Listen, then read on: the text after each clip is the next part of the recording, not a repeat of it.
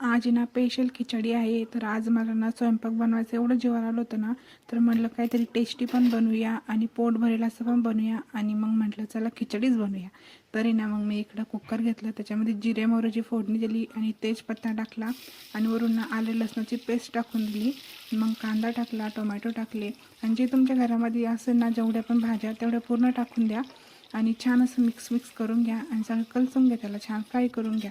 मग कोथिंबीर पण टाकून दिली. कोथिंबीर थोडीशी ना तेला मीठ टाकायची बरं का, मग छान वास लागतो खिचडीला. आपण वरतून तर टाकतोच, पण तेला मीठ टाकलेली ना खूप छान वास लागतो. तर मग आहे ना इकडं तुमच्याकडे जे मसाले असेल ना ते सगळे मसाले टाकून द्या. कारण आहे ना खिचडीमध्ये काय पण टाका, खिचडी ना ॲडजस्ट करून घेते खरंच. जसे की आपली नवरी आपल्याला ॲडजस्ट करताय, सेम तसंच बरं का. खिचडी हा असा पदार्थ आहे ना खरंच जो सगळ्यांना खूप आवडतो. आणि खिचडी जर म्हणली ना तर सगळ्यांच्याच तोंडाला पाणी येतं. लहानपासून तर मोठ्यांपर्यंत खिचडी खरंच सगळ्यांना खूप आवडते. आणि खिचडी ना चावाचं सुद्धा काम पडत नाही, डायरेक्टली खाऊन घेतलं जाते. आणि मग मी ना त्याच्यामध्ये सोयाबीन पण टाकली होती. तुम्हाला आवडतं तर तुम्ही टाका, जर नसेल आवडत तर तुम्ही नाहीही टाकले तरी चालेल.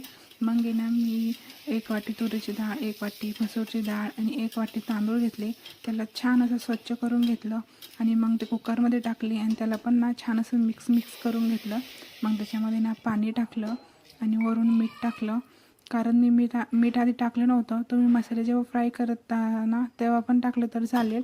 आणि मग माझ्या लक्षात नव्हतं तेव्हा, तर मग मी मीठ टाकलं, पाणी टाकलं आणि वरून थोडीशी कोथिंबीर पण टाकून दिली आणि छान असं कुकर लावून दिलं. आणि मी 2च शिट्ट्या घेतल्या, नाही तर जास्त घेतल्या लगेच खिचडी लागून जाते माझ्या कुकरमध्ये.